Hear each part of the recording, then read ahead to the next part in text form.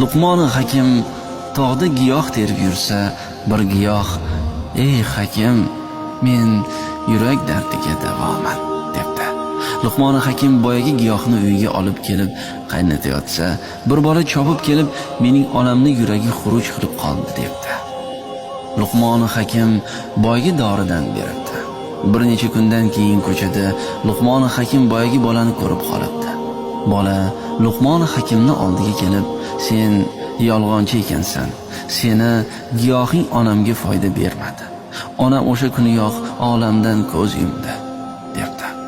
O'sha kuni Luqmon Hakim kayfiyati yo'q ahvolda tog'da yana giyoh terib yursa, o'sha giyoh: "Men yurak dardiga davoman" dedi.